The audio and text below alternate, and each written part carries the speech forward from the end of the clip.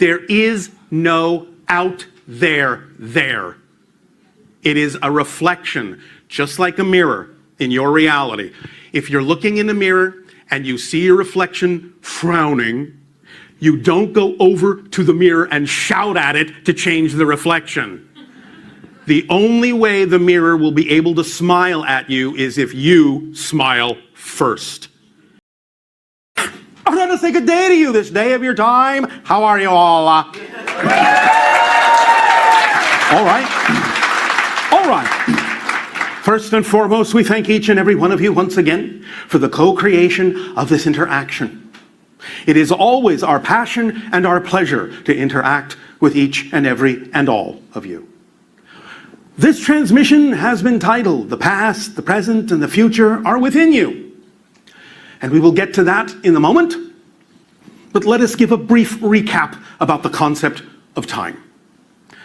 First and foremost, you have now for many years been talking about the idea that time is an illusion, and it is.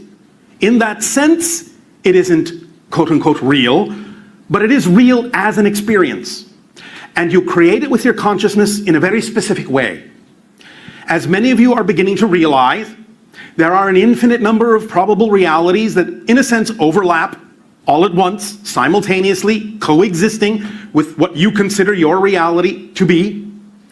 And the idea is that time is a side effect created by shifting the focus of your consciousness through different parallel reality frameworks, literally billions of times per second.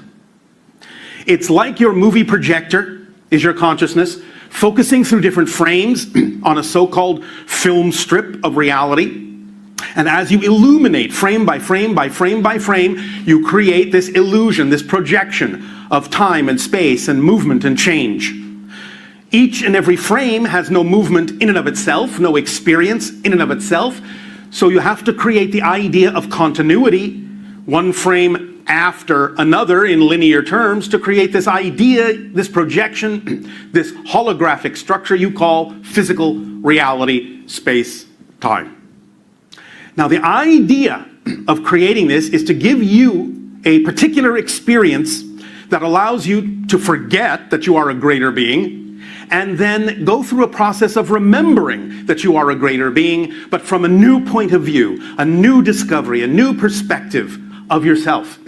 This is how creation expands, because you see, the structure of existence never changes.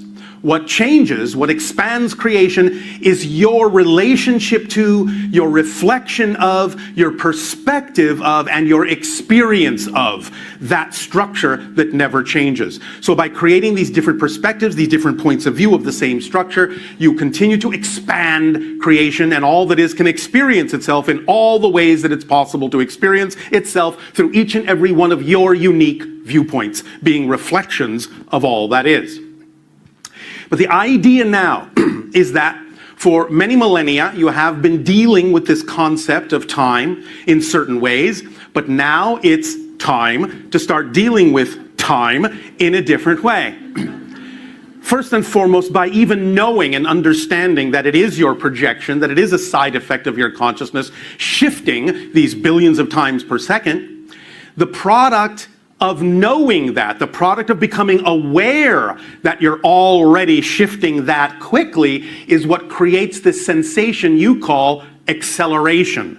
It's not that you actually accelerate or shift any faster than you have always been shifting. It's that by becoming more aware of the rate of shift, you experience it as a reflection in your physical reality more and more and more, and it appears as if your reality is actually accelerating. This expands your senses so that you can see more, feel more, be in touch with more things from a broader perspective, a higher point of view. And it allows you to experience physical reality as more flexible, more malleable, more plastic, where you can experience things like synchronicity more often, and other kinds of side effects of space and time that allow you to know that it is your projection, that it is your creation, and you can begin to have more conscious awareness of how to use it artistically to your advantage. The idea now, as we titled this, is that you have for a long time been anchored to this concept of the past creating your present. And as we have said many times, this is not actually true. It may be a description of the kind of experience you're having, but there's a big difference between a description of an experience from your space-time point of view and a description of the actual mechanism underlying the experience. Two very different things very often.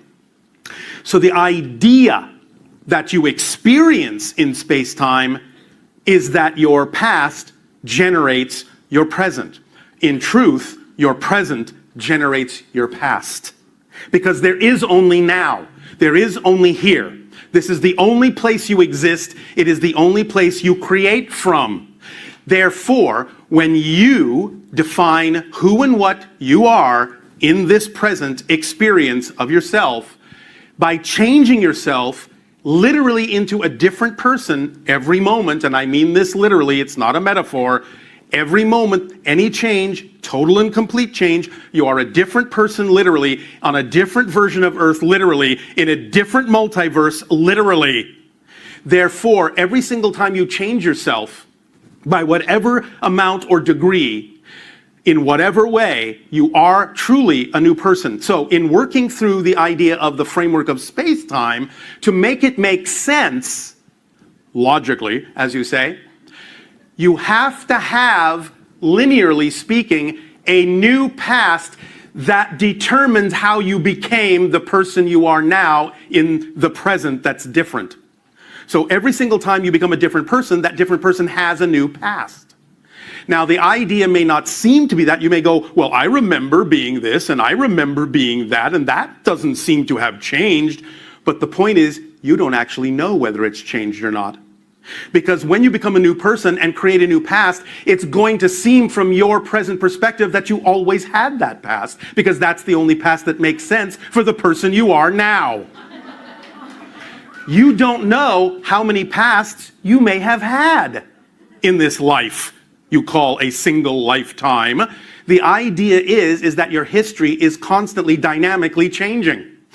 When you understand that's how it works, when you understand that that's a description of the actual underlying mechanism at work, then regardless of what the experience appears to be, you will start to realize that you are changing your past every moment that you change yourself by any degree of definition. And that means you are free, truly, to experience whatever you prefer to experience, unlocking yourself from the idea of anything in the past that controls you in the present, which it doesn't.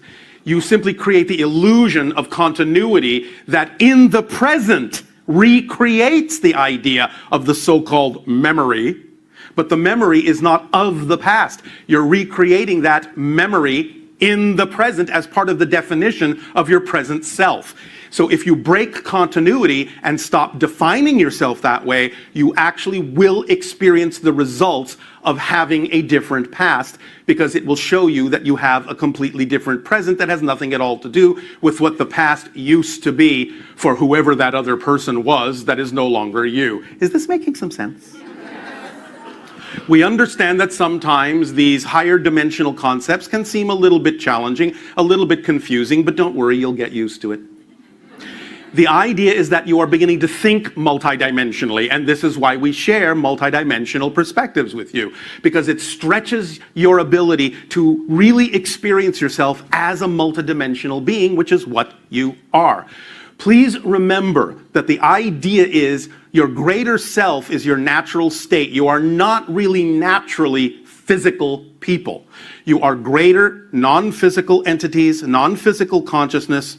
You never really actually leave what we'll call the spirit realm.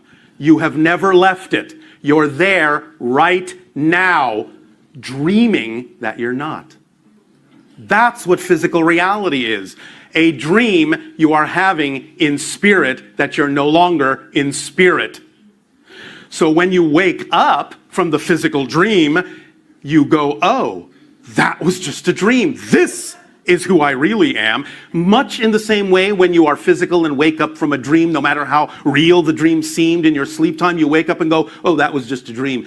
very real dream, but that was just a dream and this is who I really am. The same thing will happen when you transition into spirit. Oh, that was just a dream. This is who I really am, but I can learn from that dream. What is it I went there to learn? What is it I dreamt I needed to know? That's what you will do.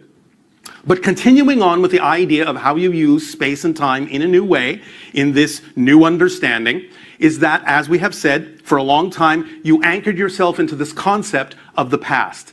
But now, as you transition and you start living more in the present, you begin to realize that you are free to choose where the so-called influence actually comes from. If you want to create this concept of continuity and being influenced by something, you can switch the idea of being influenced from your so-called past to starting to be influenced from your so-called future self. Because even in this life, you have future selves every moment. Now you are here, now you are here, now you are here. But this here was the future of that first now you are here. So the idea is that every moment as you're shifting again billions of times per second, you can begin to shift your focus forward, so to speak, still living in the present, but understanding that you're now drawing information, energy, and experience, not so much from the past anymore, unless it serves you to do so, but now from the future you, who is urging you and encouraging you forward and forward and forward into your higher self, into the self you prefer to be. And as this switch occurs, and as this focus shifts, you will begin to feel more communication from the higher mind, more synchronicity in your life, because you know that the future you, or what you deem to be the future you, is living that way. And so as that becomes more real for you, as you in the future become more real to you in the present, in the same way that the you in the so-called past has been real for you for so long, as you shift that focus to the future you and that becomes more real, you will gain more insight. You will be able to be and mirror that version of you more and more easily, more and more effortlessly, and you will start living the life in the present of what you deem the future to be. Is this making some sense? So you are shifting your focus now because, again, as we say, the so-called past and the present and the future all exist within you. There is no out there. It is a reflection, just like a mirror in your reality. If you're looking in a mirror and you see your reflection frowning, you don't go over to the mirror and shout at it to change the reflection. The only way the mirror will be able to smile at you is if you smile first. If you are waiting for the outer reality to change to make a difference in your life, you will wait forever.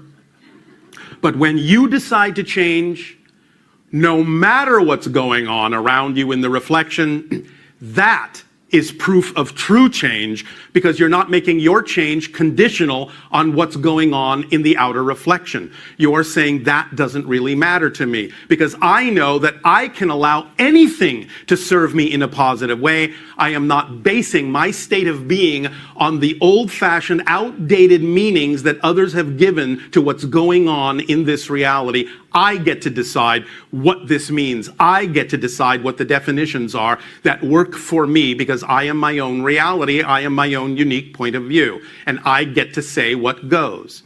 So the idea is for you to start relaxing the old definitions and realize at any given moment what definitions you are applying to things that don't work for you, and start applying definitions that do. Because as you have experienced, existence is going to support you no matter what you choose. It doesn't really contradict you. It can't. Again, in the same way that the mirror can't contradict you for whatever your facial expression is. It has to give you back what it is you're giving off. That's simply the way it's structured. So if it has supported you when you're frowning and given you negative synchronicity, why wouldn't it support you when you decide to smile and get positive synchronicity? It will not contradict you. It absolutely will not, because it's waiting for you to determine who you are, what state of being you prefer, so it can reflect that to you. It doesn't care what you choose because it's unconditionally supportive. That's what unconditional means. You are so unconditionally supported, in fact, you are even allowed to believe that you are not unconditionally supported. That's how unconditionally supported you are.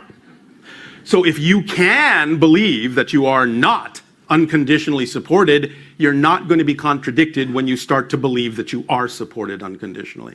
It's just that you have the control.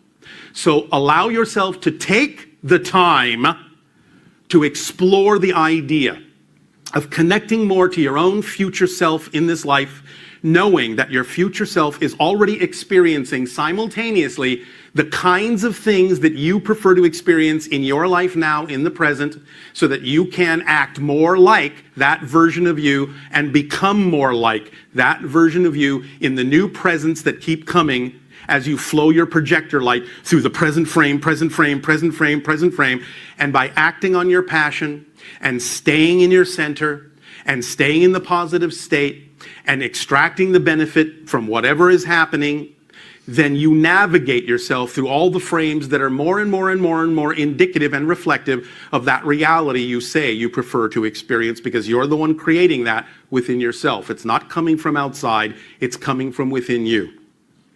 One final very important thing is that to remember, it doesn't matter what happens. It matters what you do with what happens. That's what makes the difference in your reality. It makes all the difference in the world. Does that make sense? Yes. Thank you. Thank you for allowing us to share this idea. Let it sink in its own good time. Make it your own, use it how you will, and have fun with it.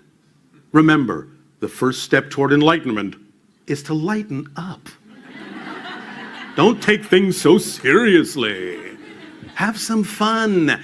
It's a process. Life is a process, but it can be an energizing, exciting, ecstatic, synchronistic one if you allow it to be.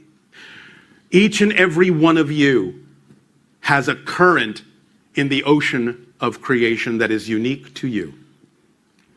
Going with the flow means you allow yourself to know that the current knows where you need to go.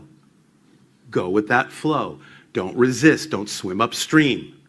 Unless, of course, you enjoy pain. The idea is to know that surrender is not surrendering control. Surrender is surrendering to the control that's already innately built into you. Allow it to express itself through synchronicity, through imagination, through being here and now, which is all there is. In return for the gift that you are allowing our civilization to experience in each and every one of you, I ask you now, in what way may we be of service to you? Please begin with your questions and dialogue, if you wish. So, are you ready? Okay. Divided the UFO community, I guess. Many people believe that abductions occur, many people believe that they don't. Can you explain to me whether or not abduction is happening and whether or not it's malevolent, or I guess why? What is the interest in human beings? All right, this is a long story. They are happening. It is not malevolent, though it may not contain the emotional component that most humans require for comfort. The analogy might be, on a simple level, that if you know a child needs to see a doctor, but they are afraid, but you know it's for their benefit, then they will be taken anyway, regardless of how they feel. The idea here is to understand that there is something very large going on. It involves humanity, and it involves humanity from a parallel reality.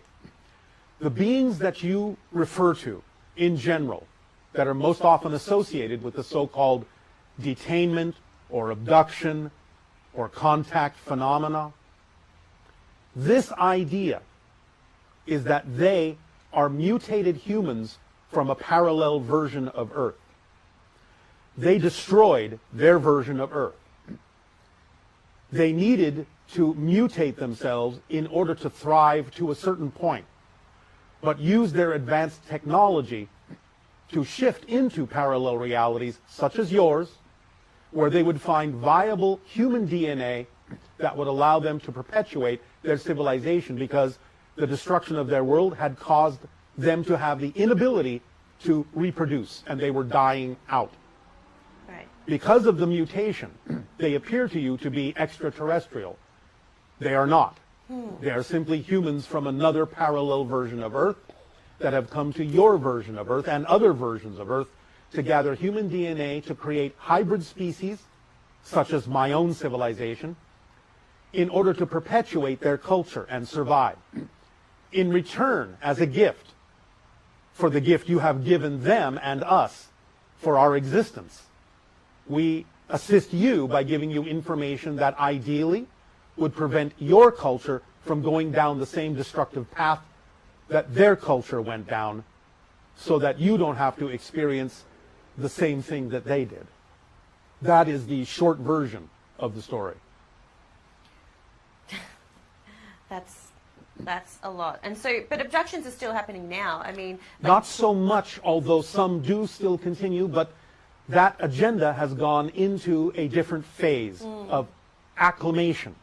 So now the hybrids that have been created are temporarily, from time to time, brought to Earth in secret, allowed to learn what human society is all about, so they can learn to adapt, for eventually they will come to live among you when you are ready for it and they are ready for it. But for now, they are being trained to understand the differences between your human society and their society.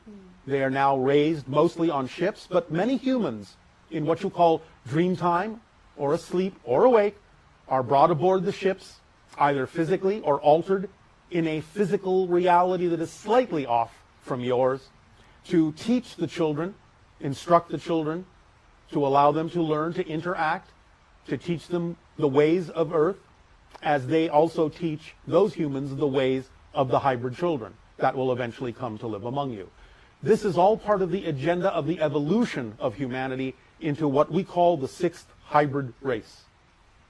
the sixth hybrid race. We are the third hybrid race. There are two before us, and there are two after us, forming 5 hybrid races. Humanity on Earth is evolving into the sixth hybrid race as a part of its natural evolution, its natural ability to raise its frequency, its vibration, and become part of the galactic family in earnest. But do we have enough time? Because, I mean, we've really ballsed up this planet. We've made a lot of mistakes. And I mean, like, is it going to be a rapid transition between the 4th, the 5th, to the 6th? There is something that we must explain to you about the idea of time and the idea of the Earth that you are now experiencing. Many people are of the idea that you change the planet you're on. You don't. The planet you're on never changes. You change yourself, your frequency, and you shift to another parallel version of Earth that is already more representative and reflective of the change in frequency you made within yourself. You're doing this constantly without even knowing it. We are shifting all right now, billions, literally billions of times per second. What scientists on your planet have called the idea of Planck time is the so-called tick of the clock of physical reality. You are shifting 10 to the 43rd power every second to different parallel versions of Earth, but doing it so smoothly you think you're on the same Earth you were on a moment ago. You are not. So the idea is to navigate this shifting by raising your frequency, by becoming more expanded in your awareness, so that you're constantly shifting yourself in the direction of more and more versions of Earth that are more like the versions you prefer to experience. Not everyone on your planet will do that.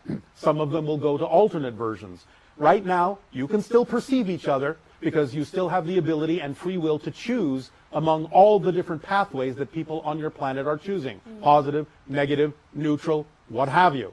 But eventually, as you keep choosing in the direction of your preference, in the years to come, you will no longer be capable of perceiving the people that have chosen diametrically opposing paths, or ones that are simply no longer vibrationally compatible with what you prefer.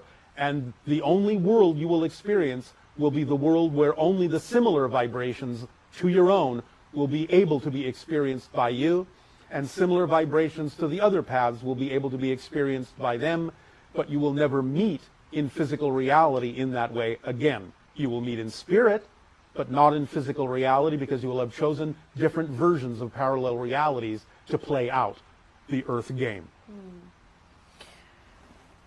So, Yep. to more specifically address your idea, yes, there is time for those that choose to take the actions, the physical actions on your planet that would be representative of the kind of world that you choose, that you prefer to experience. So taking those actions is of paramount importance to represent, to show through physical actions, which is the language of physical reality, what kind of a world you do wish to shift to more and more and more. And therefore there is always enough time if those people taking those actions will take them when they truly are moved to take them. They will then have enough time because they will create the time in the new world. They will create a shifting scenario that will bring with it enough time. Those that don't choose to take those actions will run out of the perceived idea of time and will experience possible devastations, similar to what the Greys experienced before they mutated. And so to do that, you actually have to become more aware of the darkness, equally aware of the darkness as you are of the light. Again, we hear many people in your so-called New Age or spiritual age movement complaining that because they think they are so spiritually advanced, the idea of experiencing in their lives or being aware of negativity should be going away. No, just the opposite. The more aware you become, the more aware you become of everything. And that's the idea of integration, is that you're able to understand how to be aware of everything, but how to, in a relationship with it, become neutral toward it all. So that you can then choose what you prefer without devaluing what you don't. Recognizing that you prefer one thing over another is not a negative judgment. It's an observation, a neutral observation of simply recognizing something that is of a vibration that is more harmoniously aligned with the vibration of your true core essential being. That's a recognition. That's fine. But by judging something to be of lesser value than another thing as a choice is where you actually put the spin on it that actually amplifies the negative energy you say you want to move away from. You actually attract yourself toward it when you judge it. That's actually the meaning of the phrase in your Bible, judge not, lest ye be judged. It doesn't mean you're being judged from outside. It means that as you negatively judge a thing, as you devalue it, you take yourself to the level of the vibration that you are devaluing.